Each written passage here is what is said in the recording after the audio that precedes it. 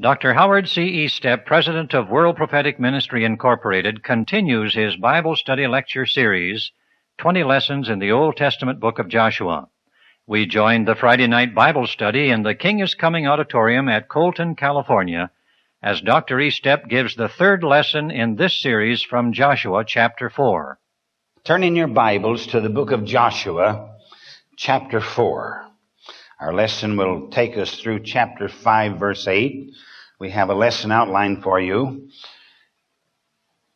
Number 1, 2 memorials of crossing the Jordan. This is chapter 4, verses 1 through 10. 2 memorials of crossing the Jordan. Number 2, procedure for crossing the Jordan. Verses 11 through 13. 3, Joshua magnified by God. It's unusual for God to magnify an individual, but Joshua magnified by God, that's verse 14. Number 4, Jordan made normal again. Verses 15 through 18. Number 5, encampment at Gilgal. Verses 19 through 20. And number 6, memorial at Gilgal. Verses 21 through 24. And then we'll go 9 verses into chapter 5. Number 1 of chapter 5, how Canaanites were affected by the Jordan miracle. That's chapter 5, verse 1. And number 2, children of Israel circumcised, chapter 5, verses 2 through 9.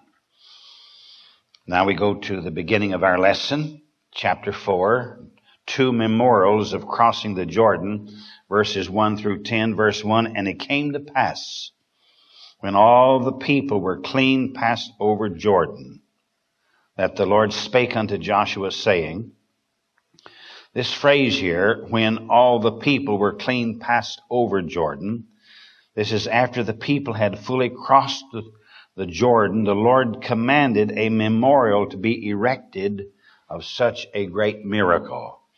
And as we studied in our last lesson, when the 12 men bearing the Ark of the Covenant with the Ark on their shoulders stepped out into the Jordan River, immediately the river stopped flowing.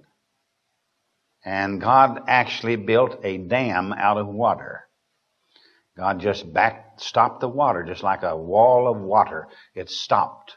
And then the water north of the Jordan, or upstream of the Jordan, began overflowing. And some commentators believe that it inundated several villages and towns upstream because the water was backed up, much like that the water's backed up at Lake Mead behind the dam there, or any other place that you have a dam, the water backs up. So this happened. So now, as these people are passing over the Jordan, it says, when they had all passed over, that the Lord spake unto Joshua. When they all got across, when they all crossed over the Jordan, because it was at flood tide, and the water's muddy, evidently, and it's rushing downstream toward the Dead Sea. Verse 2, take you 12 men out of the people, out of every tribe of a man. In other words, there were 12 tribes of Israelites involved in this. And so God tells Joshua, you go to the 12 tribes and pick one man out of each of the tribes. So you'll have 12 men, verse 3. And command ye them, saying, take you hence out of the midst of the Jordan, out of the place where the priest's feet stood firm, 12 stones. What he's saying here, get you 12 men, one from each of the 12 tribes, go out into the middle of the river, where these 12 men bearing the Ark of the Covenant were standing.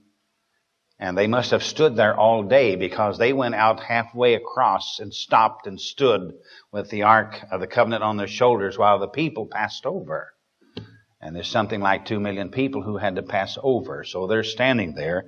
So now the God tells him, get you 12 men, go out to the spot where these 12 men were standing, where the 12 priests' feet stood firm, 12 stones, and ye shall carry them over with you, and leave them in the lodging place where ye shall lodge this night. So what he's saying here in modern vernacular is to take 12 men, one from each of the tribes, and have them take 12 stones out of the middle or the midst of the Jordan, and carry them to the place where you lodged the last night before crossing over the Jordan, to make a memorial of the miraculous crossing. Because this was something unusual. God had done this with the Red Sea as they were coming up out of Egypt. Now He's done it again here at the Jordan River as the Israelites passed from the east bank across the Jordan to the west bank on their way to attack the city of Jericho. Now God is going to get the glory out of all of this, but right now He's establishing two memorials of the crossing. Verse 4, then Joshua called the 12 men whom he had prepared of the children of Israel out of every tribe of man. This policy of representative activity in government is manifest many times in Scripture. God does things in a manifestation, and He uses groups to do things, and so He's using Joshua here under these circumstances. In verse 5, and Joshua said unto them, to these people, pass over before the ark of the Lord your God into the middle or midst of the Jordan, and take you up every man of you a stone upon his shoulder. Now, just the exact weight of these stones we don't know, but we must assume that it was a pretty good sized stone, because each man was to take a big stone up on his shoulder. So we're talking about, 8, 10 pounds, 12 pounds maybe. It's not just a little stone you carry in your hand, but a boulder, a small boulder that you would carry on your shoulder. So he says, take up this stone, and you carry it on your shoulder, the middle of verse 5, according unto the number of the tribes of the children of Israel. The 12 stones were to represent the fact that the whole 12 tribes had crossed the Jordan on dry ground in the day of that particular miracle which God performed. The pile of stones was to be a sign and a memorial to all coming generations. So God is going to allow them to erect a memorial. They're going to put up a marker, because as Israelites pass by this place for years to come, as long as these stones are not disturbed, this is to remind people that God performed a miracle. He stopped the water. He dammed it up. And these Israelites, some 2 million of them, and it's been estimated that they must have crossed 400, a line of 400 of them down through there, which would be a good distance, and they all went across. And it took something like 6, 7, 8 hours for them to get across the river. And these men with the Ark of the Covenant are standing out in the middle of the stream, standing there steadfast all day long while these people cross over, because this was the marker that the people crossing the Jordan had to observe in order to know where they were, etc. Quite an interesting sight. We've never seen anything like it. Never in our lifetime. So they're to take a stone. Every man is to pick up a stone, put it up on his shoulder, according to the number of the tribes of the children of Israel. Verse 6, that this may be a sign among you, that when your children ask their fathers in time to come, saying, what mean ye by these stones? When your children in days to come by, and they see this pile of stones, and your children say, well, what's this for? We've done this in the past ourselves. As we've traveled in various parts of the country, we've come up on these historical markers. You see them back east quite frequently, especially in the south, where they have put up markers for certain battles, etc., etc. And I know when I was a small lad, I used to ask my dad, now what's that for? Well, one of the places was the oldest church in that part of the state. My wife's brother, Wallace, preached in the oldest church in the state of Tennessee. I remember as a little lad, we stopped one time at this little log cabin church, and they had a big marker there, the oldest church east of the Mississippi. It was quite an exciting thing. So we know what markers are. So he's saying, now in the future, when your children come by and they see this marker, that they'll be able to identify that I performed a miracle here. Looking at verse 7, then ye shall answer them that the waters of the Jordan were cut off before the ark of the covenant of the Lord when it passed over Jordan. The waters of Jordan were cut off, and these stones shall be for a memorial unto the children of Israel forever. That is, during this particular time. Now, you can't find those stones there now. Just recently, I answered a letter for a lady. She wanted to know if I'm going over to Jordan or Israel, would I please go to that place and take a picture of those 12 stones? Well, they've had earthquakes and floods and invasions of armies over the centuries of time. Those stones are not there now. If they are certainly covered up for some reason because they're not known, they're not identified now. But in the days of Joshua and days following Joshua, they were there. Verse 8, and the children of Israel did so as Joshua commanded, and took up 12 stones out of the middle of the Jordan, or midst of the Jordan. And how long the stones had been there on the bottom of the Jordan is unknown. They don't know. No way of knowing. Perhaps from the very beginning of creation, in Genesis 1:1. Who knows? Maybe in the days of Noah. We don't know. There's no way of knowing how long those stones were there. No doubt water had been flowing over them for centuries, and they were smooth and very clean, according to verse 8. So they're to take up 12 stones, the middle of verse 8, out of the midst of the Jordan, as the Lord spake unto Joshua, according to the number of the tribes of the children of Israel, and carried them over with them unto the place where they lodged, and laid them down there. So they're going to carry them out to this spot. They're going to build some kind of a monument, lay them up some way. Verse 9. And Joshua set up 12 stones in the midst of Jordan, in the place where the feet of the priests which bear the ark of the covenant stood. So they're going to make a monument there. They're going to put a monument in the middle of the river, where these 12 priests stood all day long while the children of Israel were passing over. This is according to verse 9. He set up 12 stones in the midst of Jordan, in the place where the feet of the priests which bear the ark of the covenant stood, and they are there unto this day. This phrase, unto this day, means unto the time of the writing of the book of Joshua. As I said previously, they're not there now, because the river Jordan today is a very small stream. Even at flood tide, you could almost jump across the Jordan. At various places, it's not over 15 feet wide in some places. But it doesn't have the floods now that it used to have, because today the water is pre-channeled ahead of time, way north of Israel, and something like 60% of the water flows down through Jordan, the country of Jordan, rather than down through Israel, down through the Jordan Valley. They're tapping the water, various countries are, for irrigation processes. So it isn't the same river today that it was in those days. But those stones were there, according to verse 9, unto this day, the time that Joshua was writing the book of Joshua. Verse 10, for the priests which bear the ark stood in the midst of Jordan. These men were standing there in the midst of Jordan, and it was not easy for the men to hold the ark on their shoulders and stand still for the length of time required for the people to cross over. So that in itself is a miracle.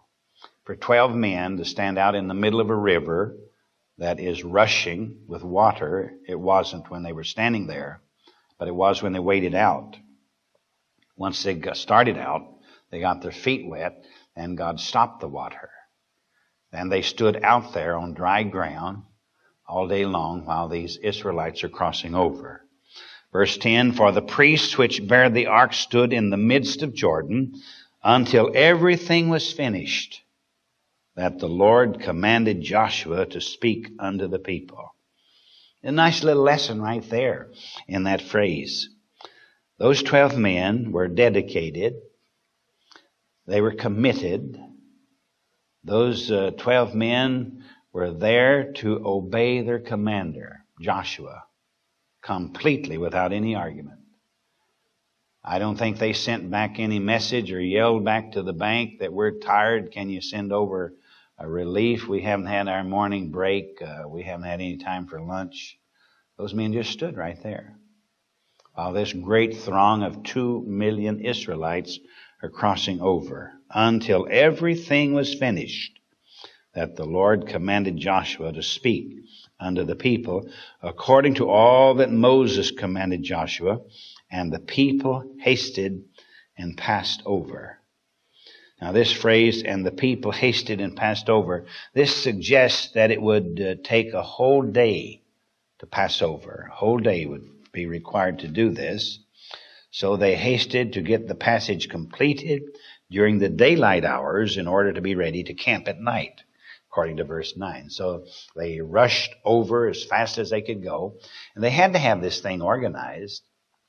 There had to be sub-commanders all along.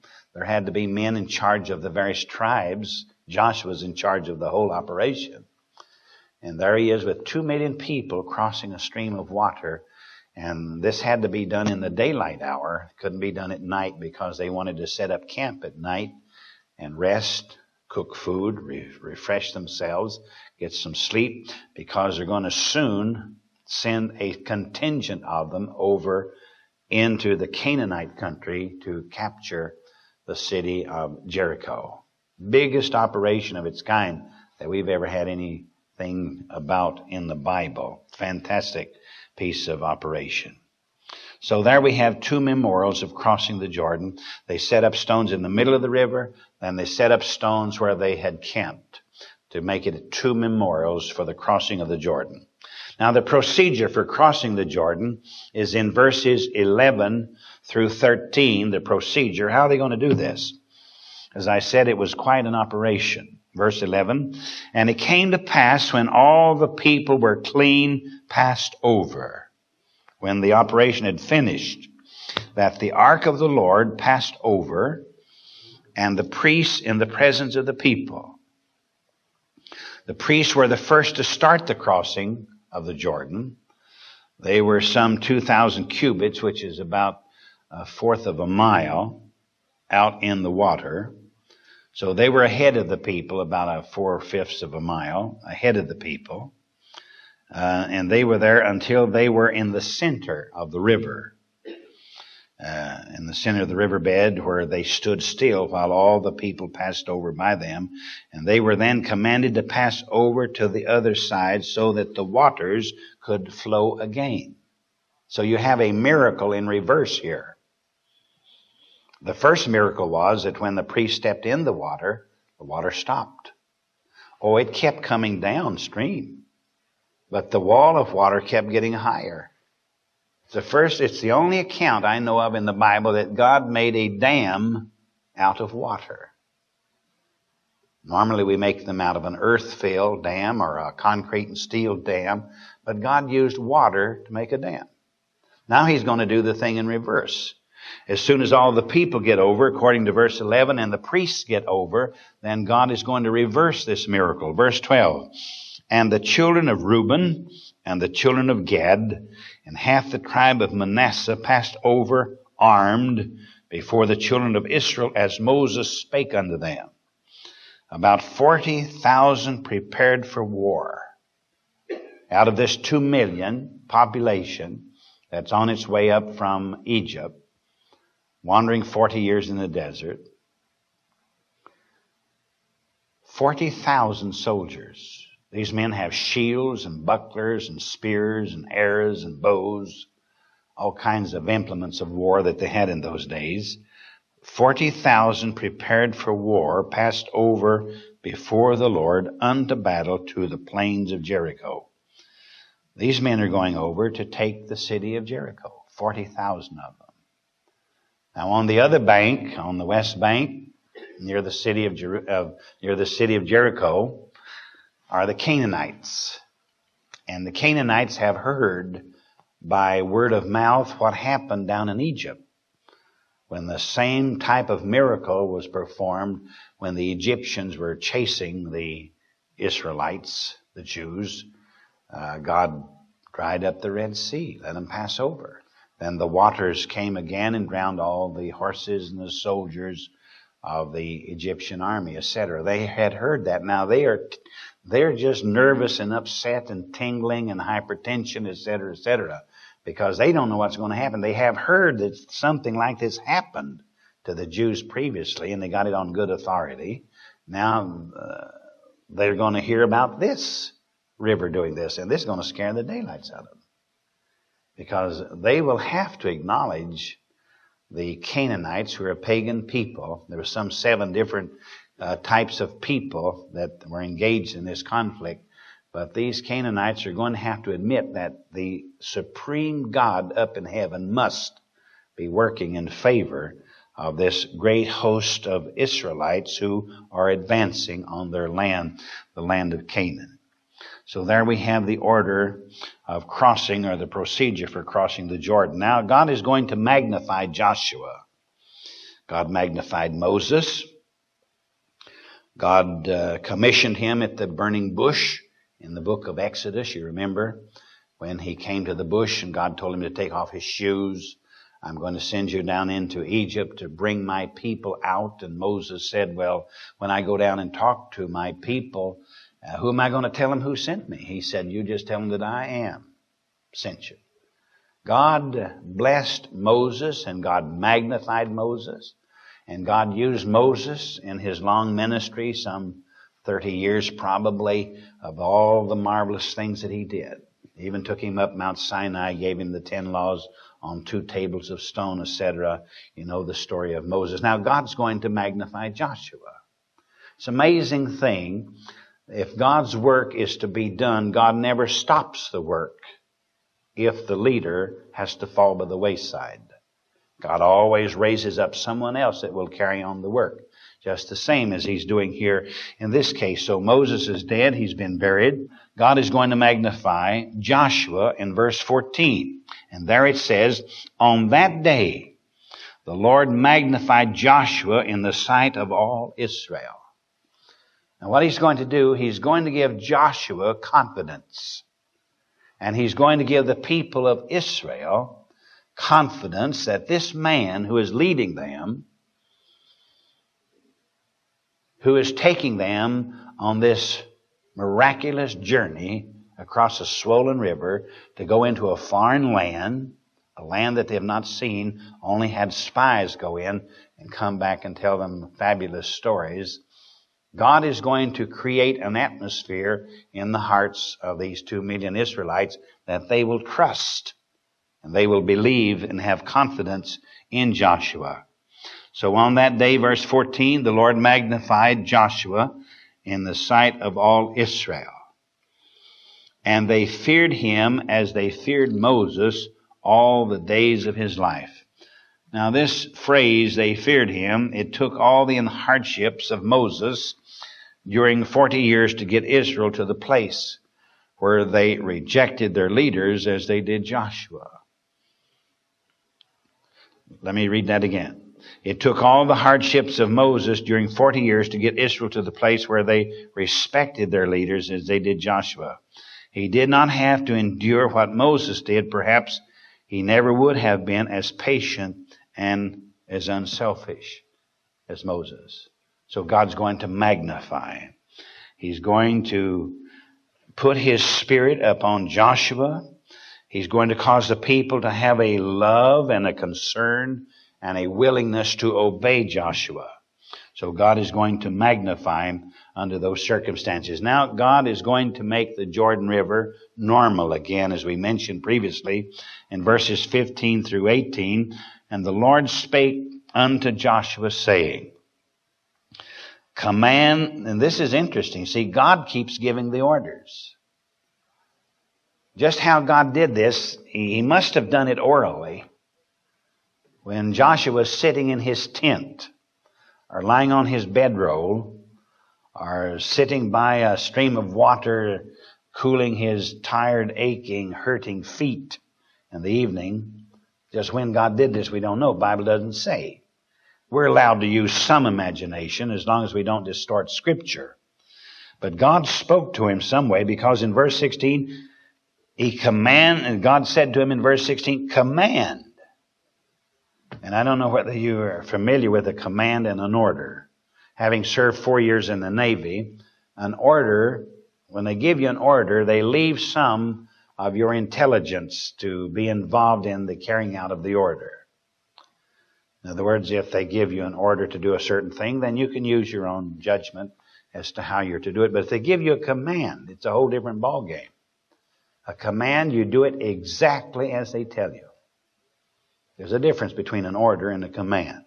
Now, the thing that impressed me here, having been in the Navy and having served watches and carried a loaded revolver on my hip when I was in the Navy, doing gangway watches and shore leave watches and so forth, I respect the word command. God said, command the priests that bear the ark of the testimony, that they come up out of Jordan. You tell them. This is the Jordan made normal. You tell them to come up out of Jordan, verse 17. Joshua therefore commanded the priests, saying, come ye up out of Jordan. And it came to pass, verse 18, when the priests that bear the ark of the covenant of the Lord were come up out of the middle of the Jordan, or midst of the Jordan, and the soles of the priests' feet were lifted up unto the dry land, that the waters of Jordan returned unto their place and flowed over all his banks as they did before. It's an exact reverse of the first miracle. When God stopped the water at the first time, as soon as the priests stepped into the water, as soon as their feet stepped into the water stopped. And then the priests walked on out into the river dry shod. And then all of the 2 million people came by, some passing on one side and some on the other, walking on dry ground across the river. Now, God is going to reverse that thing. God said to Joshua, you tell the 12 men, come out of the river.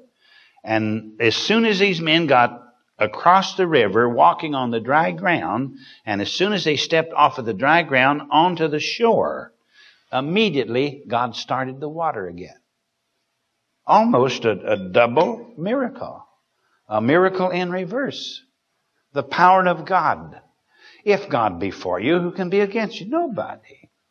God's over and above every circumstance. He stopped the waters of the Red Sea. He stopped the waters of the Jordan River. And He started the waters of the Jordan River. And I think a lot of times that we have overlooked the reverse miracle of the Jordan, because it was just as much a miracle to reverse the action as it was to start it in the first place.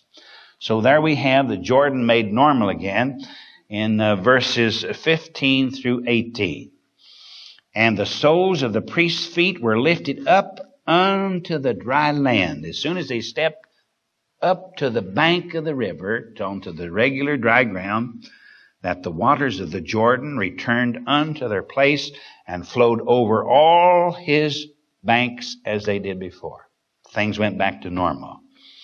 Now we look at the encampment at Gilgal in verses 19 through 20, because they're going to camp. They hurried to get across the river before it got dark, because they're going to set up camp.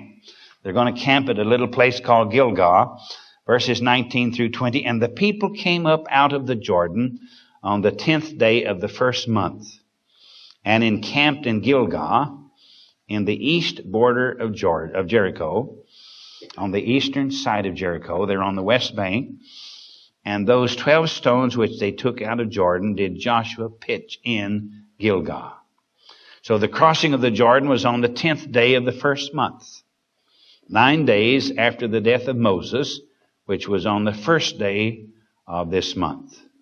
This means that the crossing of the Jordan was during the 30 days of mourning for Moses, proving that life was not at a standstill during such periods. It means also that the 2 spies went to Jericho and back during this time of the 30 days of mourning. The 10th day of the first month would be 5 days short of full 40 years after leaving Egypt, which was on the 15th day of the first month. And how many went abreast over the Jordan, or how wide a passage they used for actual crossing is not known, but it's supposed that some 400 abreast, 400 people walking side by side, 6 to 8 hours to get across the river. What a marvelous maneuver. Fantastic. Encampment at Gilgal. Now there's a memorial at Gilgal in verses 21 through 24. And we have the purpose of the memorial. Something's going to take place there that has been done before, but they're going to do it all over again. Verse 21. And he spake unto the children of Israel, saying, God must have told Joshua what to say. So Joshua said unto the Israelites, when your children shall ask their fathers in time to come, saying, what mean these stones? Verse 22. Then ye shall let your children know, saying, Israel came over this Jordan on dry land. Whenever our children come along years later, they see this pile of stones, and evidently they must have bonded these stones together some way, we don't know. They possibly knew about getting a powder that would be dampened or wet that would make a cement. We don't know. But they must have fastened these stones some way so they would have a perpetuality about them. So he says, whenever your children look at these stones, you just tell them Israel came over this Jordan on dry ground. That's what they represent, verse 23. For the Lord your God dried up the waters of Jordan from before you until ye were passed over, as the Lord your God did to the Red Sea, which he dried up from before us until we were gone over, that all the people of the earth might know the hand of the Lord, that it is mighty, that you might fear the Lord your God forever. Isn't it amazing all of the marvelous things that have been done for the Israelites? They have had more miracles performed for them, more magnificent supernatural things done in their behalf than any other people on the face of the earth. Beginning with Abram, 2000 BC, called him out Ur of the Chaldees, told him to go down the road, look neither to the right or the left, but whenever I tell you to stop, you stop, and you'll be in the land of Canaan. Because I'm going to give you Canaan for an everlasting possession. Now we see Joshua about close to 500 years later actually getting to Canaan. Took a lot of time to do it. Why? Well, they wouldn't do what God wanted them to do. Problems, constant problems, haggling, dissension, disunity, contrary to the will of God, making idols out of stone and wood, practicing pagan rituals. And God almost wore his patience out trying to deal with them. But yet God had a commitment. He had to bring them to the place where they would be in the land of Canaan, because he said, I'm going to give you that land for an everlasting possession, and it will be for your children for an everlasting possession, realizing that the fathers of Israel would die as time came along, but their children would pick up and take over, and it would be a land for them. And God has preserved them. One of the prophets cried out and he said, Lord, am I the only prophet you have left? And God said to him, listen, I have 7,000 prophets who haven't bowed the knee to Baal. God has always had a remnant of the Israelitish people. From the days of Abraham right on up to this moment, God's always had a remnant of them. But they have consistently sinned against God and done things contrary to God, but God's always brought them back because God has a commitment. Because God says, I'm giving that land to the Israelites, and it's going to be theirs for an everlasting possession. Therefore, if it's an everlasting possession, God has to keep an everlasting possessor. If he didn't have an everlasting possessor, he wouldn't have an everlasting possession. There'd be nobody to possess it. So God has maintained that all of these centuries of time. Almost 4,000 years of time. It's an amazing thing. We move to chapter 5, and we look at in our first part there, how the Canaanites were affected by the Jordan miracle. On the other side, the west bank of the Jordan, are the Canaanites. These are the people whose land God promised to Abram some 500 years previously. About 500, closer to 400 years previously, God promised that land to Abram before Abram ever left Ur the Chaldees. Ur the Chaldees is about 400 miles due east of what we now call Jerusalem. Those days it was Salem. And so how's this miraculous crossing of this river going to affect those people on the other side? It's quite interesting. I'm sure they heard about it. They must have had spies. They must have had people on top of the hilltops. They must have had people dressed, sneaking around through the bushes and the undergrowth and coming by with their sheep, acting like they were just herdsmen or this or that, watching this great maneuver. Because you couldn't have 2 million people on one side of a river coming across the river and not make some kind of a commotion. How did that affect the Canaanites? Chapter 5, verse 1. And it came to pass when all the kings of the Amorites, because the Amorites had different tribes also. They had their nation, their country divided up into segments. So all of these leaders came to pass when all the leaders, or the kings of the Amorites, which were on the side of the Jordan, westward, on the west bank, and all the kings of the Canaanites, which were by the sea, heard that the Lord had dried up the waters of Jordan from before the children of Israel, until we were passed over, that their heart melted, neither was there spirit in them any more, because of the children of Israel. This phrase, their heart melted and their spirit not in them anymore. They were afraid. They were frightened. They lost their courage. They didn't know what was going to happen next. Because if a thing like that had happened, which they knew it had, because evidently they had spies watching every movement of Israel, so such an event as the drying up of the Jordan would be known as quickly as it happened. So they knew that something catastrophic was going to happen to them. Until we were passed over, that their heart melted, neither was there spirit in them anymore, because of the children of Israel. They lost their zeal to fight. They lost their courage. And usually when a person involved in the fight loses his courage, he turns and he runs, retreats, goes the other direction. So God caused this pagan tribe of the Canaanites and the Amorites, etc., the different ones that are mentioned, some 7 different nations there, God allowed them to have fear in their hearts, because God's going to drive them out. You say, isn't that tragic that God would drive those poor people out? They had their homes, they had their farms, they had their herds, their flocks. That doesn't seem reasonable that God would treat them like that. But you must remember, God owns this whole universe. Everything about this universe belongs to God.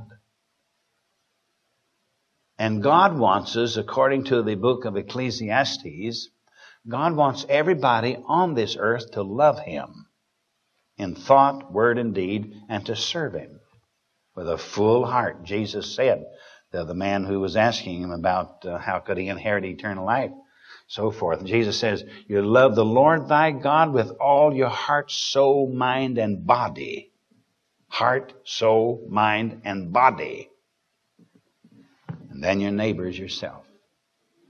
So God is justified in taking the Amorites and the Canaanites off their land and giving it to somebody else. Because first of all, it's God's land. God can give it to whomsoever He wants to. God setteth up kings, God sets kings down. God makes some people wealthy, others remain at the poverty level.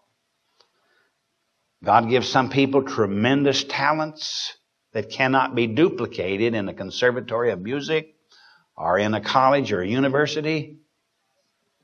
And other people go to institutions of learning and they still can't master it.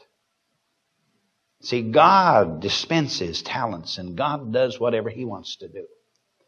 God is sovereign. And we must assume and we must accept that And the sooner we accept that and acknowledge that God is sovereign under all circumstances, the better our life will be. And the more enjoyable life will be. And the more productive will your life be for God when you realize that God is sovereign. I must live my life that it pleases Him in thought, word, and deed. So these Canaanites and Amorites, etc., they were in bad trouble. Now we move to the children of Israel being circumcised in verses 2 through 9, and we learn why and so forth. In verse 2, at that time the Lord said unto Joshua, make thee sharp knives. In those days, evidently, they used stones for the act of circumcision rather than knives. I don't know why, but must have been some reason. Verse 2, at that time the Lord said unto Joshua, make these sharp knives and circumcise again the children of Israel. The second time. Now what do we mean again the second time? Well, not again as individuals who had been circumcised once, for this would naturally be an impossibility. But the second occasion of doing this as a nation, this implies that as a nation it had been done before.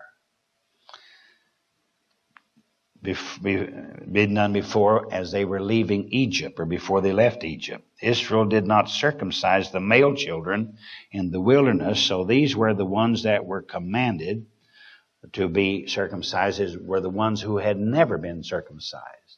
So those coming out of Egypt had been, but those coming out of Egypt all died. Then those born as they wandered for 40 years, they had never been circumcised, so Israel evidently did not keep the Mosaic law as they wandered for the 40 years in the desert, so they had the whole nation, the male population of Israel had never been circumcised, so God said, circumcise them to Joshua. Verse 3, and Joshua made him sharp knives and circumcised the children of Israel at the hill of the foreskins. Verse 4, and this is the cause why Joshua did circumcise. This is the reason. Verse 4, all the people that came out of Egypt that were males, even all the men of war, died in the wilderness by the way, after they came out of Egypt. Verse 5, now all the people that came out were circumcised, but all the people that were born in the wilderness during the 40 years of wandering, by the way, as they came forth out of Egypt, them they had not circumcised. Circumcision was a sign given to Israel, only to Israel. Some say the Egyptians started it, but it is not true.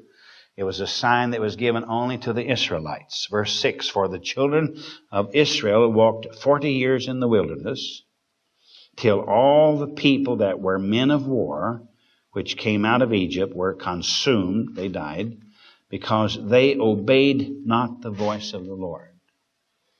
During the 40 years of wandering, they didn't practice the laws of Moses. They didn't keep the Mosaic law like they should have. So they disobeyed God. The middle of verse 6, unto whom the Lord sware that He would not show them the land. I'm not going to let them go into the promised land, which the Lord sware unto their fathers that He would give us, a land that floweth with milk and honey. Also mentioned in Deuteronomy. The same thing that God told Moses they were going to get. But at this time they hadn't gotten the land. Verse 7, and the children whom He raised up in their stead, them Joshua circumcised, for they were uncircumcised, because they had not circumcised them by the way. And it came to pass, verse 8, when they had done circumcising all the people, that they abode in their place in the camp till they were whole. It took approximately 3 weeks for the male population to recover from this kind of surgery. And then at the end of this 3 weeks period, they're ready to move on. Verse 9, and the Lord said unto Joshua, this day have I rolled away the reproach of Egypt from off you. Here we have the reproach of Egypt. What is the reproach? Well, they hadn't been circumcised. They hadn't been living according to the Mosaic law. They hadn't been doing what God asked them to do. So now God is going to start all over again with them. He's going to circumcise all the males who have never been circumcised. He's going to give them a new country, the land of Canaan. He's given them a new leader. He's going to turn over the old pages, as it were, and give them a new sheet so they can start all over afresh. And God did that constantly, constantly, constantly. Always giving them forgiveness and always starting them afresh. The middle part of verse 9, wherefore the name of the place is called Gilgal unto this day. This camp of Israel was called Gilgal because the reproach of Israel was rolled away on the day they were circumcised, according to verses 7 through 9. Their being uncircumcised made them reproachful like the uncircumcised Egyptians. Israel considered all the uncircumcised as unclean and in a state of gross impurity. Thus, upon being circumcised, this reproach was rolled away, and circumcision came through the Israelites and not through the Egyptians, as some suppose. So there we have the children of Israel circumcised, and we have the reproach of Israel done away with at Gilgal. Interesting study, a little bit in detail, verse by verse, but the beauty of going through the Bible like this is you'll remember it. It'll have something significant to you as you're carrying on conversation with different people, or you're in a Sunday school class, or you're listening to a preacher preach. You can pretty well tell how little he knows or how much he knows by what he's saying, because you'll know more than he does as you go through the Bible.